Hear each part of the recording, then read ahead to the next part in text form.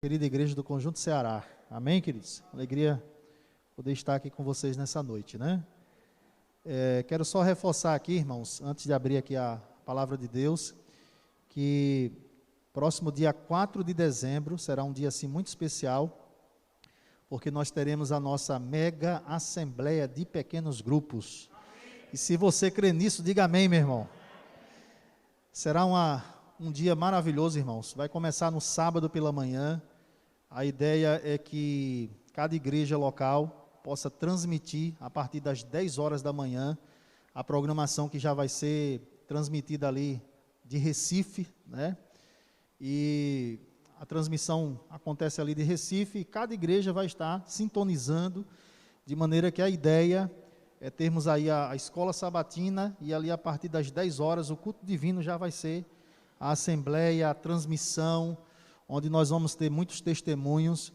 E eu acredito que o ano passado, vocês lembram, né? Que nós tivemos também, lembram? O ano passado nós tivemos também essa transmissão, foi realmente assim um momento muito especial.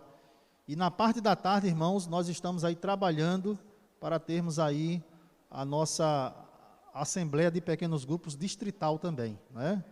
Na parte da tarde, a ideia é estarmos todos juntos, todos os PGs, agradecendo a Deus, né, pelo ano, agradecendo pelas lutas, pelas vitórias, celebrando, dando testemunhos. Então vai ser uma festa maravilhosa. E eu quero reforçar aqui, você que é líder, que é membro de PG, já vá se preparando, tá bom? Os PGs estão até preparando aí a camisa também, não é verdade? As camisas, né? Ok? Então vai ser uma festa maravilhosa. Então quero reforçar aqui, irmãos, tá bom? Dia 4 de dezembro, teremos aí 3 horas da tarde, essa concentração geral, lá na igreja do Jockey, a partir das 3 horas, essa concentração geral para ouvirmos ali testemunhos do que Deus tem feito através dos PGs. Isso, cada PG vai estar ali fardado, cada PG ali com a sua bandeira, sua faixa, grito de guerra também, né? Grito de guerra também, tá certo? Tem um grito de guerra. E vai ser uma bênção para a honra e glória de Deus, tá bom? Então vamos firmes aí, esteja orando também por esse momento especial, que com certeza vai ser uma bênção para todos nós. Queridos, eu quero convidar você, nós vamos meditar agora na palavra, e eu quero convidar você a abrir a palavra do Senhor no livro de 1 Samuel, capítulo 2, e nós vamos ler aqui os primeiros versos a partir do verso 12, tá bom? Você que é amigo da igreja, seja bem-vindo também. Estamos felizes com a sua presença aqui nessa noite. Você que nos acompanha aí pelas redes sociais também, que Deus te abençoe. Você é bem-vindo também, tá bom? Muito bem, 1 Samuel capítulo 2 e o verso 12. Quem encontrou, diga amém. Vamos orar mais uma vez. Senhor, meu Deus, meu Pai, quero te agradecer, Senhor, pela oportunidade de estar aqui na nossa querida igreja do Conjunto Ceará, Pai. Quero te agradecer, Senhor, porque nesse momento o Senhor nos dá a oportunidade de meditar na Tua palavra, Pai. E eu quero pedir, Senhor, que nesse momento, Senhor, não seja um homem falando aqui na frente, mas que Teu Espírito Santo ele venha falar ao nosso coração, Pai. Por isso, nos dirija nesse momento, ilumina a nossa mente, para que nós possamos entender a Tua mensagem. Pois eu te peço, Senhor, em nome de Jesus. Amém, Senhor. Amém. 1 Samuel, capítulo 2, verso 12, diz assim a palavra do Senhor.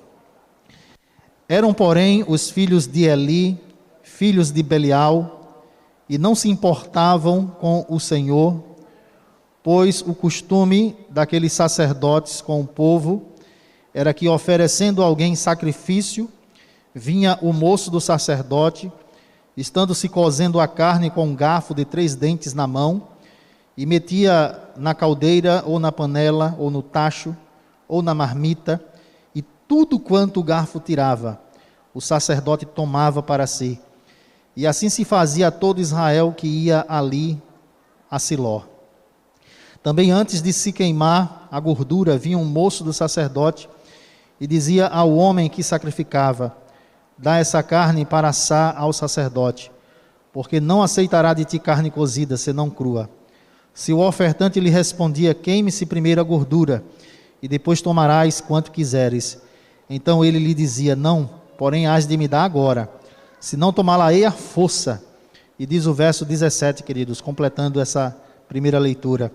Era, pois, muito grande o que, irmãos? O pecado destes moços perante o Senhor, porquanto eles desprezavam, o que, irmãos?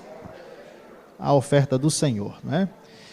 Irmãos, o livro de 1 Samuel, ele é um livro que fala da biografia. Haviam ali no santuário, os sacerdotes administravam ali as ofertas que eram levadas.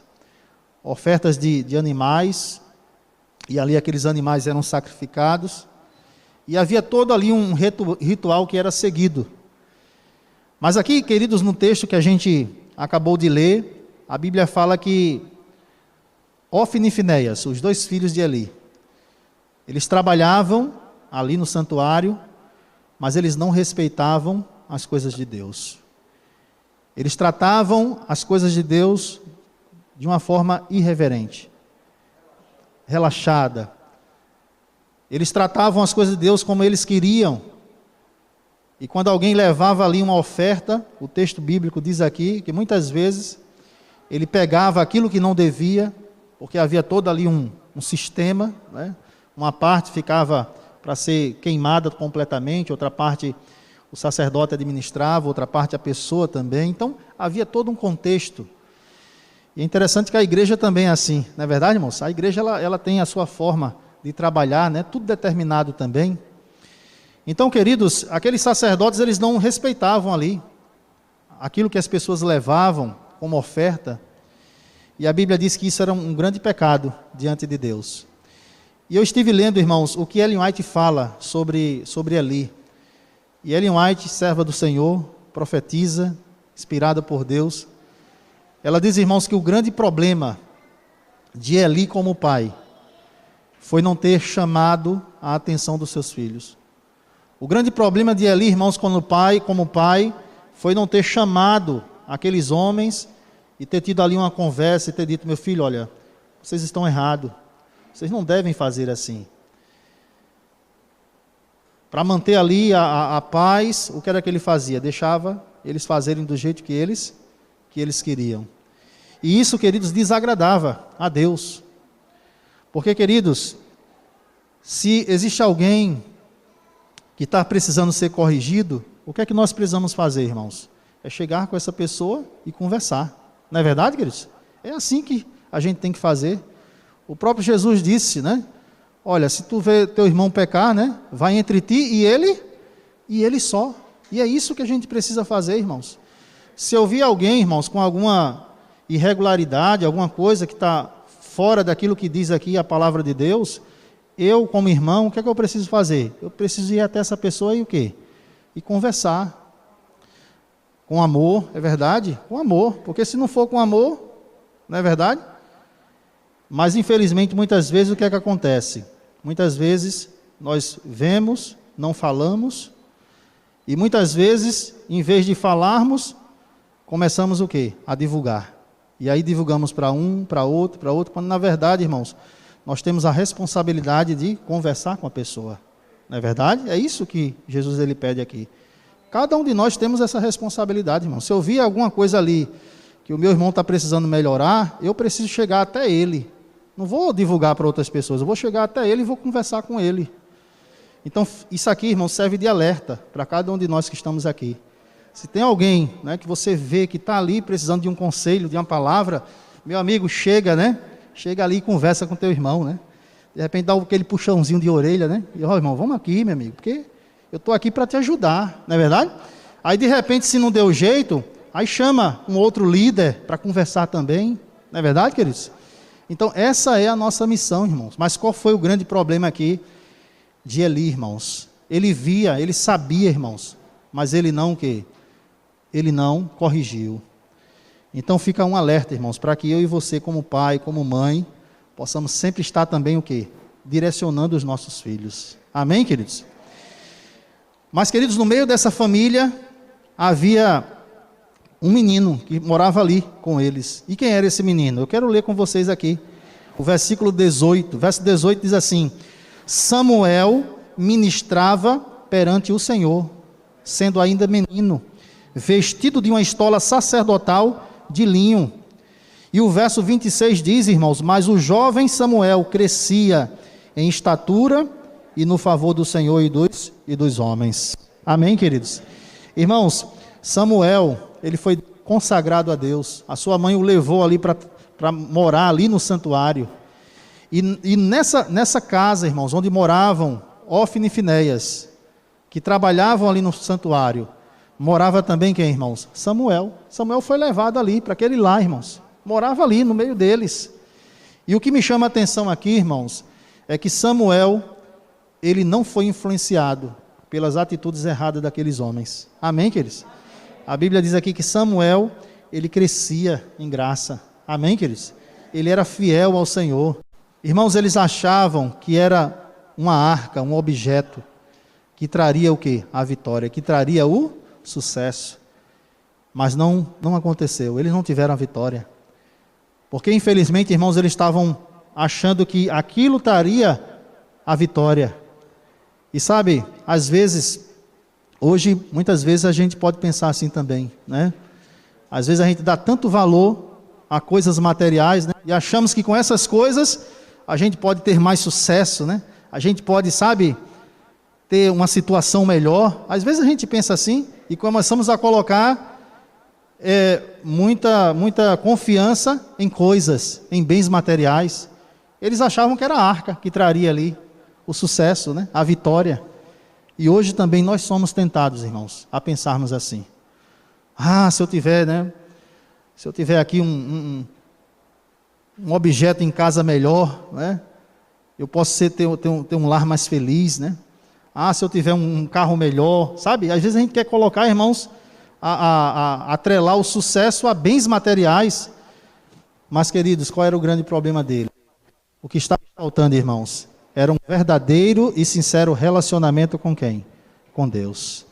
E eu quero dizer para você, meu querido irmão, que os bens materiais, eles são importantes, mas o que vai trazer, irmãos, alegria e verdadeira felicidade para o nosso lar, para a nossa família, para a nossa vida, é uma íntima e sincera comunhão com Deus.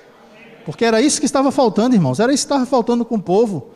Não adiantava, irmãos, trazer arca, colocar tudo ali, eles iam continuar tendo o quê? Derrotas. Então, meu irmão, não é nas coisas que a gente tem que colocar a nossa confiança. Nós temos que colocar a nossa confiança em quem? Em Deus. E ter um relacionamento com Ele. E o sucesso vai vir. E a vitória vai vir. Amém, queridos? Irmãos, o povo passou 20 anos assim, irmãos, sofrendo na mão dos filisteus. Sofrendo ali. E muitas vezes o ser humano também ele sofre, né? As consequências de uma vida distante de Deus. Às vezes o ser humano sofre pela falta de um verdadeiro relacionamento com Deus. Mas, queridos, Deus precisava colocar um ponto final. E para isso Deus levanta agora esse profeta, esse sacerdote, que foi Samuel. Amém, irmãos? Samuel agora, irmãos, ele se levanta e agora ele faz um chamado para o povo. Qual foi o chamado? Capítulo 7, e eu quero ler com você agora o verso 3. Olha o chamado de Samuel. 1 Samuel capítulo 7, versículo 3. Quem encontrou, diga amém. Diz assim: falou Samuel a toda a casa de Israel, dizendo: se é do vosso coração que voltais ao Senhor, tirai dentre vós os deuses estranhos e o que, irmãos? E os astarotes, e preparai o coração ao Senhor, e servi a Ele somente, e Ele vos livrará das mãos dos filisteus. Queridos, por que estava vindo tanta derrota ali para o povo de Israel? Por que estava vindo tanta derrota? Por que eles estavam sofrendo ali nas mãos do exército inimigo, irmãos? Sabe por quê, irmãos? Porque infelizmente, irmãos, o povo estava em pecado, não é verdade? Havia ali no meio deles, irmãos, Baalins, Astarotes, né? Os Baalins eram deuses pequenos de madeira, que eles faziam réplica de Baal, o deus Baal, né? Astarotes também, que eram deuses que eles serviam ali, os pagãos serviam. Então, eles estavam ali, irmãos, querendo servir a Deus e com essas coisas dentro de casa também. Querendo servir a Deus e com um comportamento servindo também o quê? Ao mundo. E aí, irmão Samuel se levanta e diz assim, olha, se vocês querem se voltar completamente para Deus, primeiro tirem do vosso meio, olha, todas essas coisas. E eu quero dizer para você, meu irmão, que se existe alguma coisa na nossa vida, na nossa casa, no nosso lar, que a gente sabe que pode interferir a nossa comunhão com Deus, o que é que a gente tem que fazer, irmão? A gente tem que tirar. Amém, queridos? É isso que a gente tem que fazer. E a Bíblia diz que Samuel convocou o povo, irmãos, para servir somente a quem? Ao Senhor, para não ficar, né, nessa situação. E diz aqui, irmãos, o verso 4 diz então os filhos de Israel tiraram dentre si o que, irmãos?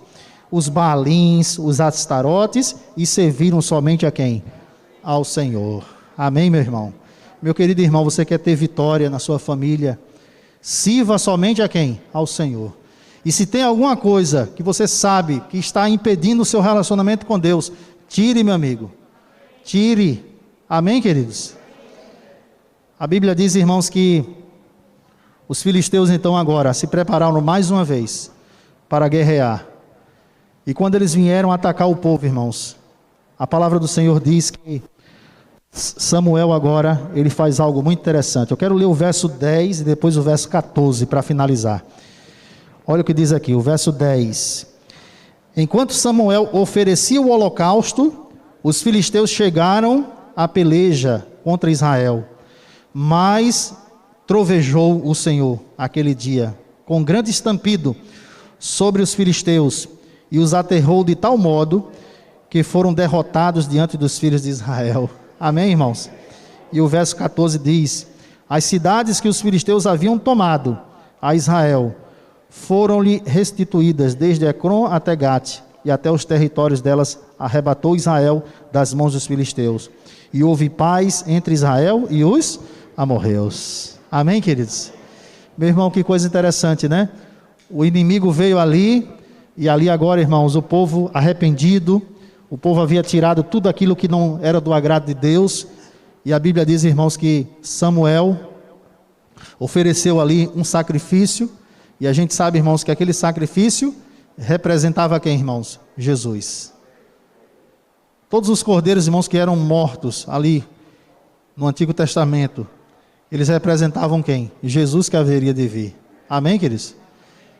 E quando ele oferece ali, irmãos, o sacrifício, a Bíblia diz que Deus, de uma forma sobrenatural, cria um grande estampido, né, um trovão ali, um barulho, de maneira, irmãos, que aquele exército filisteus, eles ficam ali aterrorizados, e o povo de Deus vence aquela batalha. Amém, queridos?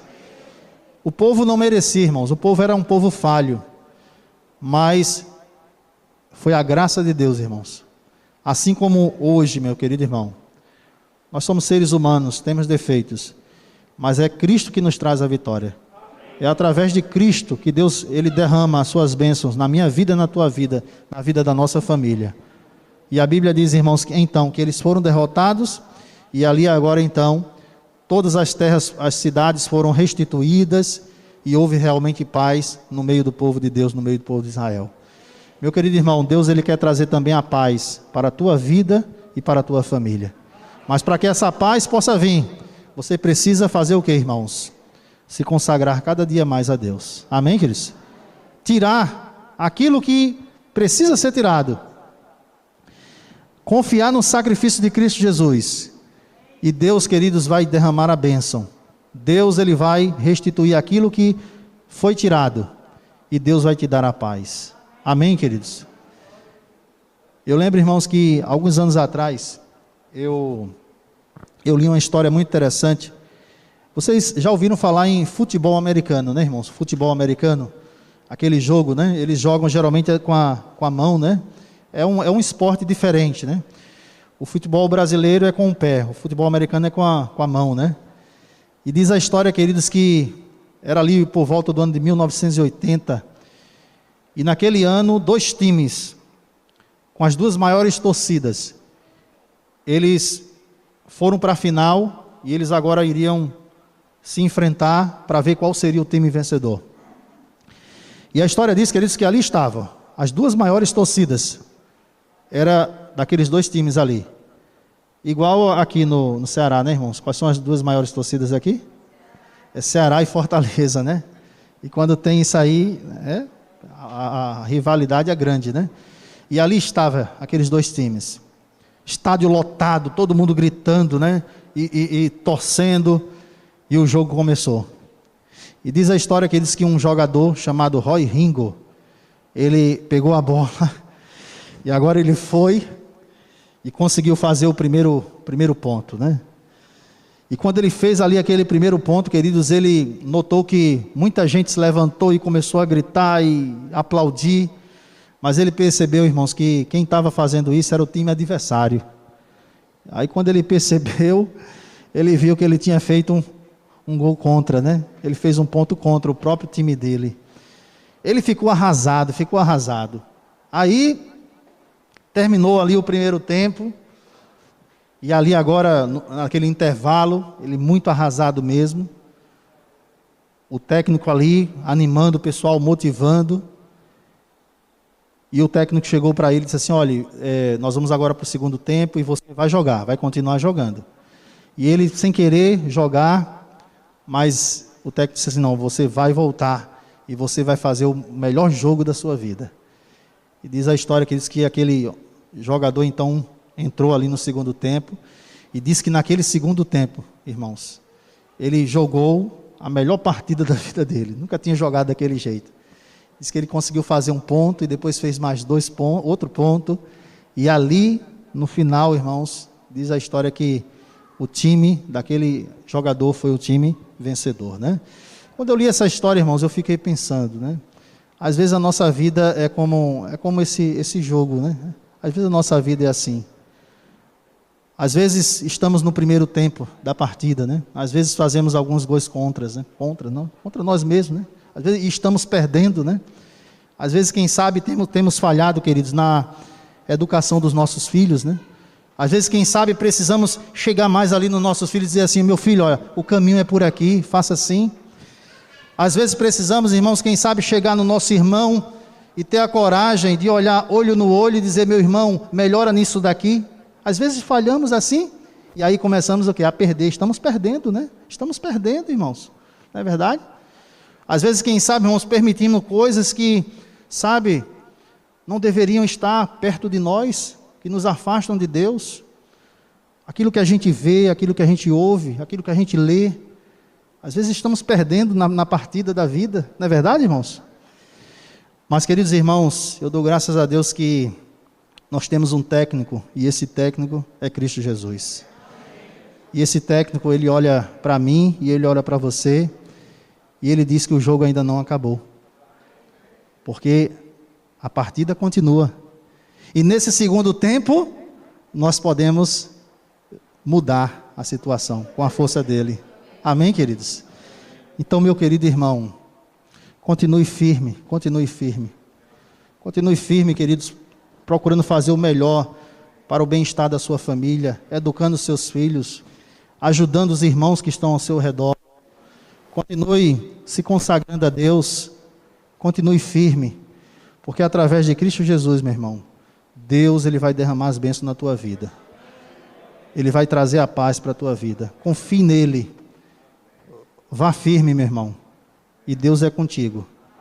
Deus concedeu aqui a vitória, irmãos, para o seu povo. Porque o povo se arrependeu, se consagrou e ele teve livramento. E assim também, querido, Deus quer ser comigo e com você.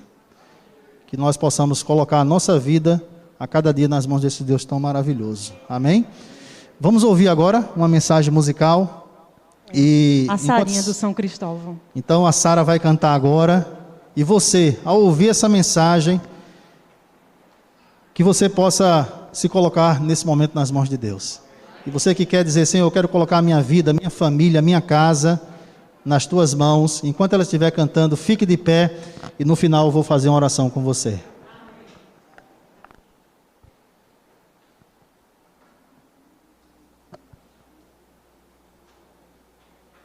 Amém. Amém. Amém. Amém. Querido Deus, bondoso Pai, muito obrigado, Senhor, porque o Senhor é um Deus perdoador, é um Deus que a cada dia estende as tuas misericórdias para cada um de nós. E muito obrigado, Senhor, pela oportunidade de a cada dia renovarmos o nosso compromisso contigo, ó Pai. O Senhor conhece, ó Pai, a vida de cada um de nós, o Senhor sabe das nossas lutas, os desafios. E nesse momento, ó Pai, queremos colocar a nossa vida mais uma vez em Tuas mãos, Senhor. Que possamos, ó Pai, a cada dia termos discernimento espiritual para afastarmos, ó Deus, todas aquelas coisas que querem nos distanciar dos Teus caminhos, ó Pai. E que assim, ó Pai, o Senhor nos ajude para que nós possamos servir unicamente a Ti, Senhor. E que através de Cristo Jesus, o Senhor venha proteger o nosso lar, a nossa família, o Senhor venha restituir aquilo que está faltando e o Senhor venha nos conceder a Tua verdadeira paz, ó Pai.